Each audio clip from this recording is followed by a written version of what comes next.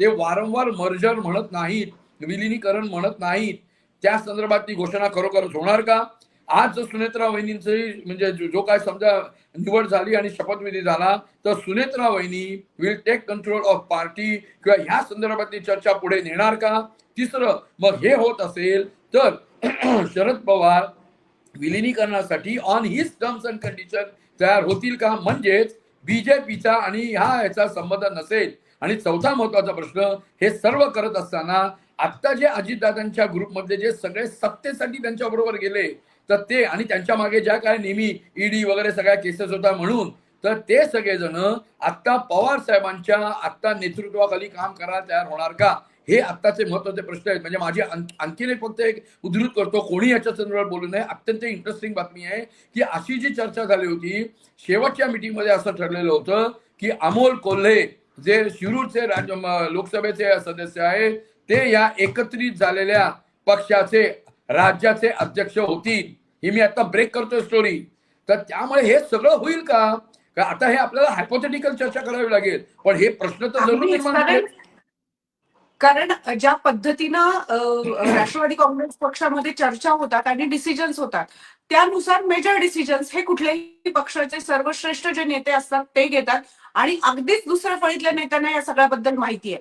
आता अजित पवार गेल्यानंतर साधारणतः कार्यकर्ते असतील किंवा ज्येष्ठ नेते असतील यांच्या समोरही बऱ्यापैकी अंधार झाल्याचं आपल्याला दिसून येत आहे. यामध्ये आणखीन एक प्रश्न जो आहे म्हणजे आज आपल्याला पहिल्या महिला उपमुख्यमंत्री मिळाल्या तरी एक महत्वाचा प्रश्न राहतो आणि तो म्हणजे खात्यांचा.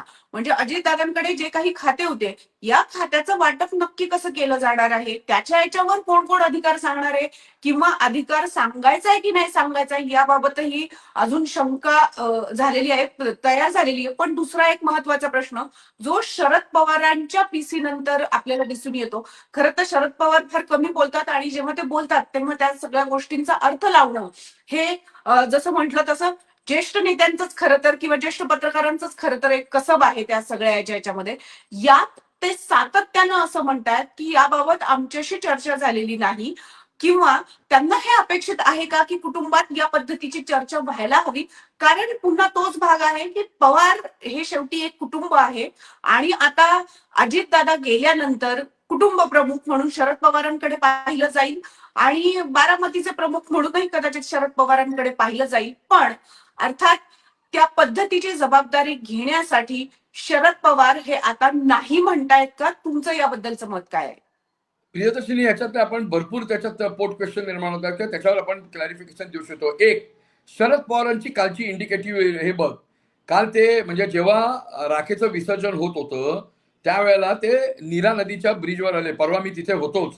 तिथे येऊन ग्रामस्थांना भेटले आणि तिथल्या त्या काय जे दूषित पाणी वगैरे त्याच्यावर बोलायला गेले. इंडिकेटिव्ह आहे बघ. म्हणजे पवारांना इंडिकेशन द्यायचं होतं की घरात एवढा मोठा आघात झालेला आहे, फॅमिलीमध्ये मेजर लॉस झालेला आहे, आमचे दोन पक्ष वेगळे आहेत पण आम्ही बारामतीला असं उघडं सोडणार नाही. मेजर इंडिकेशन होतं. ऍज अ पॉलिटिकल अनालिस्ट किंवा पत्रकार याच्याकडे आपल्याला दखल घ्यावीच लागेल. दुसरं ते म्हणतेच तसं की या संदर्भात पवारांना कन्सल्ट केलं का? क्लिअर कट त्यांच्या म्हणण्यानुसार केलेलं नाही, कारण माझी माहिती तीच आहे. इंडिकेशन असं आहे की ज्या पद्धतीने सुनेत्रावहिनी किंवा त्यांची अपत्य असतील ते आणि त्याचबरोबर प्रफुल्ल पटेल आणि सुनील तटकरे यांनी ज्या द्वयींनी जी काय चर्चा घडली, आधी ते भेटही घेतली होती बुधवारी रात्री, काल त्यांचं चर्चा झाली आणि त्या चर्चेनंतरच सुनेत्रा वहिनींनी त्यांना होकार दिला म्हणून हे होत आहे. मग आता जो इश्यू निघतो, जे पवार साहेब सातत्याने सांगतात की फॅमिली आणि politics are two different things, तर त्यांनी ही परत आता लक्ष्मण रेखा अधोरित केली का? तर आता त्यांनी केलीच ना. कारण कसं आहे, जोपर्यंत एकत्रितपणे काम करण्याचा परत कोट अनकोट जो आता त्यांनी महानगरपालिका आणि जिल्हा परिषदेसाठी घेतला तो पूर्णपणे एकत्रितपणे राज्यात आणि त्याच पर्यायाने वेगवेगळ्या पॉलिटिकल म्हणजे ज्या म्हणजे म्हणतो ना म्हणजे येणारी इलेक्शन्स असतील किंवा कॉपरेटिव्ह बॅस्टर्न्स असतील, इतर ज्या निवडणुका असतील किंवा इतर ठिकाणी क्षेत्रातही काम करण्याची जी संधी दोघांनी एकत्रितपणे करायची त्याच्याबद्दल फॉर्मल निर्णय नाही. त्यामुळे जोपर्यंत हा निर्णय होत नाही तोपर्यंत पवार साहेब हे माझ्या आत्ताच्या माहितीनुसार फॅमिली वेगळी आणि आत्ताची त्यांची फॅक्शन वेगळी याच याच्यावर आता फोकस करतील. आणि एक शेवटचं फक्त आपण अधोरित करूया. वारंवार ते आधी बोललेले आहेत, आजही त्या पद्धतीने बोलले. त्यांनी एक तर नक्की केलेलं आहे की हे एकत्रितपणे जरी काम करण्याचा असला निर्णय, तरी ते बीजेपीच्या संदर्भातला कुठलाही जर हे असेल त्याला त्यांचा विरोध राहील. ज्या कर्टली ते बोललेत ना, I mean we have to read between the lines. म्हणजे बाकीचे होतील म्हणून त्यांनी काय प्रश्न काय एकाने विचारला तेव्हा की सुप्रिया सुळे दिल्लीत, हे आपण लिहितोच बोलतोच वारंवार याच्यावर चर्चा होते की सुप्रिया सुळे तिकडे केंद्रात मंत्री होतील आणि रोहित पवार इकडे राज्यात होईल. ते म्हणाले हे तुम्ही बोलताय ना, ह्याच्यात फॉर्मल काय आहे? त्यामुळे मला अजूनही वाटतं प्रियदर्शनी तू म्हणते तसं की आत्ताच्या घडीला तरी he wanted to keep away, की त्यांना त्यांच्या पद्धतीने करून दे. पण जेव्हा फॅमिलीमध्ये एकूणच या संबंधात फॅमिलीचं पुढचं काय असेल अशी जेव्हा निर्णय होईल किंवा त्याच्या संदर्भात चर्चा होईल, त्याच्यात 100% मी याच्यात इन्व्हॉल्व्ह असेल. पण आता जेव्हा दोन पक्ष वेगळे आहेत, मला आता इंटरफिअर करायचं नाही म्हणून ते वारंवार बोलले. चौथ्या पाचव्यांदा बोलले, एकदा हिंदीत बोलले आणि मराठीत 4दा बोलले की हा संदर्भातला निर्णय त्या श्रीयुत पटेल आणि श्रीयुत तटकरे यांनी घेतलेला आहे. You read between the line what he has to indicate, की त्यांनी त्यांच्या लेवलला घेतलेलं आहे. त्यांना मला कन्सल्ट करायची इच्छाही नसेल, हाही एक इंडिकेटिव्ह त्यांचा हे असेल. इंटरेस्टिंग आहे. किंवा त्यांनी असंही दाखवलं असेल की ह्यांना आत्ताच समजा हे जर एकत्रीकरण किंवा सो कॉल्ड एकत्रितपणे काम करण्याची जर का खरोखरच जर झाली परिस्थिती, तर मग ह्याच्यात जर का माझा रोल जर का असा आलाच, इनडायरेक्टली म्हणा का directly, he will be the boss, तर त्यावेळेला खरोखरच 2000 जुलै 23च्या आधीची जी परिस्थिती होती त्यानुसार हे सगळेजण पवार साहेबांच्या अधिपत्याखाली काम करायला तयार आहेत का? का त्यांना आता बीजेपी बरोबरच आपलं असलेलं असोसिएशन ठेवून आपलं अस्तित्व आणि आपलं कन्सॉलिडेशन करायचं आहे? त्यामुळे प्रश्न भरपूर आहेत. उत्तरासाठी आपल्याला बघावं लागेल आणि वेळ द्यावी लागणार आहे. अगदीच. खरं तर जेव्हा शरद पवार बोलतात तेव्हा फार महत्वाच्या गोष्टींवर ते सांगतात. दोन गोष्टी जे आहे की परिवार समस्येत साथ देण्यासाठी ते खरं तर एकत्र आलेले आहेत. तर पुन्हा तोच आहे की जसं संजय जोग यांनी सांगितलेलं की बिटवीन द लाईन्स आपल्याला रीड करायला लागणार आहे. त्यामुळे दुःखाच्या प्रसंगी कुटुंब म्हणून आम्ही एकत्र आहोत, पण राजकीय निर्णय जे आहेत ते पक्ष म्हणून आम्ही वेगवेगळ्या पद्धतीनं घेणार आहोत. आणि विलिनीकरण जे आहे याबद्दल मात्र त्यांनी कुठलीही वाच्यता केलेली नाहीये. त्यामुळे पण संजय सर, महाराष्ट्राचं राजकारण तुम्ही खूप जवळनं पाहिलेलं आहे. अनेक चढ उतार जे आहेत त्या तुम्ही या ज्येष्ठ नेत्यांबरोबर पाहिलेले आहेत. पण या सगळ्यांमध्ये ज्या पद्धतीनं हा जो निर्णय झालेला आहे की आता पहिल्या महाराष्ट्राला उपमुख्यमंत्री कदाचित महिला मिळणार आहे, हा निर्णय एका पक्षाने घेतलेला आहे. तो पक्ष अर्धा पवारांचा आहे असं आपण गृहीत आता सध्या धरतोय, किंवा व्ह्युअर्स म्हणून ती लोकभावना जी आहे ती लोकांची असलेली आपल्याला दिसून येते. पण राजकीय दृष्ट्या या पद्धतीचा निर्णय हा तुम्हाला असं वाटतं का की योग्य ठरू शकेल? ही वेळ जी आहे ती ही खरंच अशी होती का? या सगळ्याबाबत तुमचं म्हणणं पत्रकार म्हणून काय आहे? एक्झॅक्टली प्रियदर्शनी, आता तुझं सगळा सोशल मीडिया बघ किंवा प्रेसमध्ये ज्या पद्धतीने एका मराठी दैनिकानी, मला कुठल्या याचं प्रपोगेट करायचं नाही, पण एका मराठी दैनिकानी जो लिडिंग दैनिक आहे त्याची हेडलाईनच सांगते ना की संबंध दादाच्या पक्षाची सूत्र कोणाकडे गेली आणि तेच सूत्र हलवत आहेत. What is shows. म्हणजे मी गेले 4 दिवस बघतोय ज्या राष्ट्रवादीचे अध्यक्ष, ज्याचे उपमुख्यमंत्री, ज्याचा पक्षाचा लेजिस्लेटिव्ह पार्टीचा लीडर, ज्याचा अंत होतो, त्या पक्षाकडनं एकही जाहिरात दिली जात नाही. म्हणजे एवढ्या त्यांच्याकडे बँकरप्ट झाले ते. दुसऱ्या बाजूला तू म्हणतेस तसं की ह्या संबंध चर्चेच्या मागे जेव्हा सुनेत्रा वहिनींचं नाव का घ्यावं, कारण मी वारंवार म्हणतोय की आत्ताच्या घडीला जी सिंपती आहे, जो इमोशनल आउटब्रेक आहे, अशा वेळेला पवार ह्या नावाचं जे ग्लू आहे, ग्लू किंवा आपण जो म्हणतो ना फेविकॉल, तेच आत्ता एक संघ कुठेतरी राहण्यासाठी प्रयत्नांची पराकाष्ठा त्यांना करताना उपयोगी होईल असा एक 100% याच्यातला व्ह्यू आहे. आणि त्यामुळेच सुनेत्रा पवारांनाच करण्याचा निर्णय त्यांना घ्यावा लागला. There was no alternative. दुसरं कोण नेते आहे तो की जे आता पक्षाची दुरा वाहतील, म्हणजे त्यांचे लिमिटेशन्स आहेत. भुजबळ साहेब नो डाऊट ओबीसी नेता, परत तो माळी कम्युनिटी परत आहे का असं त्यांच्याबरोबर नेहमी चर्चा होते. त्या दुर्दैवाने आता त्यांच्यावर बायपास सर्जरी झाल्यामुळे ते रिकवर होत आहेत. दिलीपराव पाटील, वळसे पाटील आता मध्ये मोठा ऍक्सिडेंट झाल्यामुळे जरी ऍडमिनिस्ट्रेटिव्ह मध्ये जबरदस्त केपेबल असणारा माणूस किंवा नेता ते आता त्या ह्याच्यातनं परिस्थितीमधनं जायला नाही. पुढे कोण आहे? तटकरे साहेब परत येतील दिल्लीवरनं? मोठा क्वेश्चन मार्क आहे. त्यानंतर पुढे नावच येत नाहीत. हसन मुश्रीफ कागलपुरते लिमिटेड आहेत किंवा कोल्हापूरपुरते लिमिटेड आहेत. मग अशा परिस्थितीमध्ये आता जर का सरकारात आपलं अस्तित्व टिकवायचं असेल, महायुतीचा एक घटक पक्ष म्हणून राहायचा असेल आणि पर्यायाने पक्षाला आता दाखवायसाठी एकसंघ आहोत ह्याच्यासाठी एक छबी निर्माण करायची असेल तर only option was Sunetra Pawar.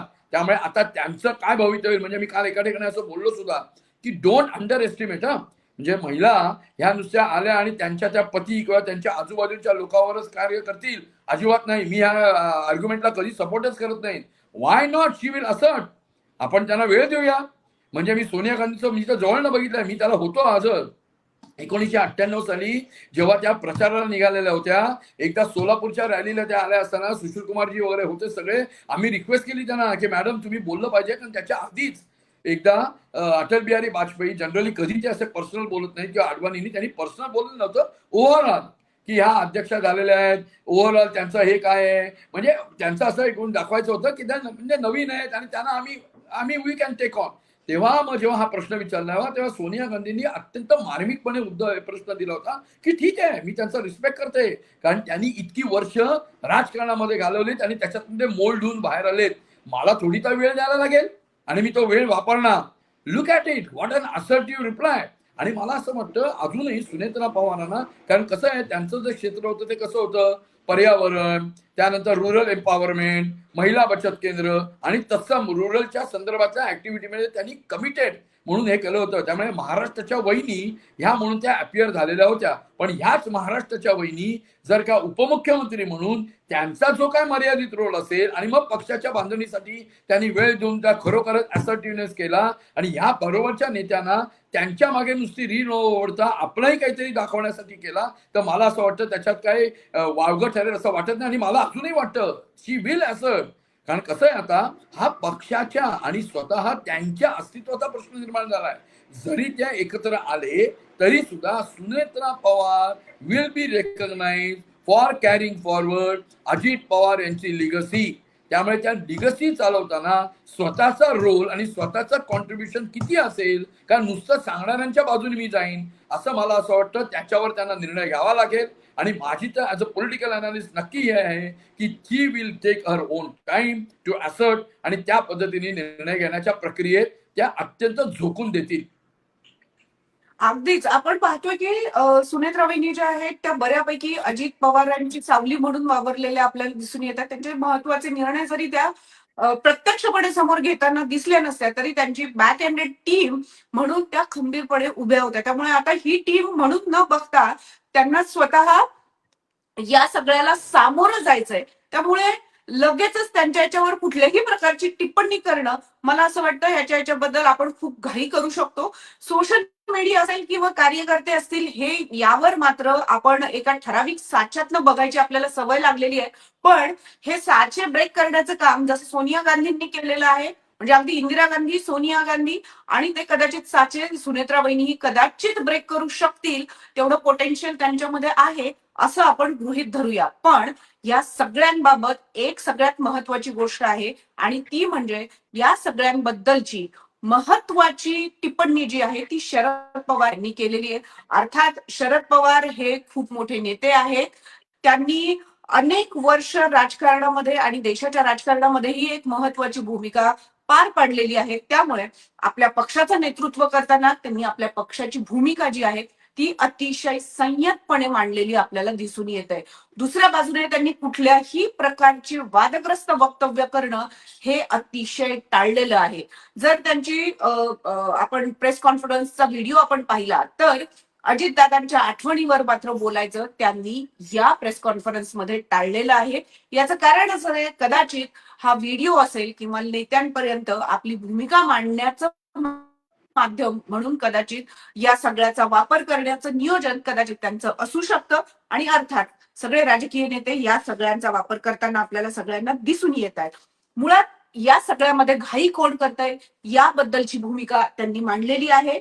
सगळ्यात महत्वाचं म्हणजे तुम्ही भाजप बरोबर जाणार का असा प्रश्न विचारल्यानंतर मात्र त्यांनी हा प्रश्न खरं तर आमच्यासाठी उपस्थितच नाहीये अशा पद्धतीची भावना जी आहे ती व्यक्त केलेली आपल्याला दिसून येते.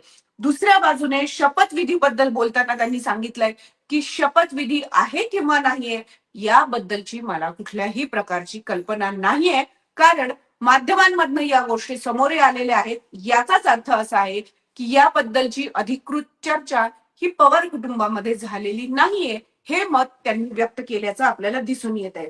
परिवाराबरोबर आपण सगळे आहोतच आणि दुःखाच्या प्रसंगी आपण एकत्र आहोत ही भूमिका मात्र त्यांनी आवर्जून नोंदवलेली आपल्याला सगळ्यांना दिसून येत आहे. त्यामुळे महाराष्ट्राच्या राजकारणामध्ये पवार कुटुंबियांचा एक महत्वाचा रोल राहिलेला होता आणि आता आपण बघतोय की या रोलचं नक्की काय होणार आहे हे पुढच्या 2 ते 3 दिवसामध्ये आपल्याला कदाचित याची अधिकृत घोषणा झाल्याचं दिसून येत आहे. पण सुनेत्रा पवार या पहिल्या महिला उपमुख्यमंत्री बनणार आहे आणि महाराष्ट्र इतिहास रचणार आहे. माध्यमांमधनं या बातम्या आपल्या समोर येत आहेत. पण हा रचलेला इतिहास नक्की कशात परिणिती होणार आहे याची हे सगळं आपल्याला कदाचित भविष्यात सांगू शकेल. आता आपण त्याबद्दल काहीही प्रकारची टिप्पणी करणं म्हणजे फारच घाई होईल. पण तुमचं या सगळ्याबद्दलचं मत काय आहे? तुम्ही या सगळ्याबद्दल नक्की कसं बघता आहात? प्रेक्षक म्हणून आम्हाला तुमच्या गोष्टीही ऐकायला नक्की आवडतील. संजय जोग इथे आलेत आणि त्यांनी आपल्याला या सगळ्या गोष्टींचा मतितार्थ समजावून सांगण्यासाठी मदत केली, त्याबद्दल त्यांचे धन्यवाद. नमस्कार. तुर्तास आपण इथेच थांबू आणि पुन्हा एकदा आपण भेटूयात नवीन मुद्द्यांसह.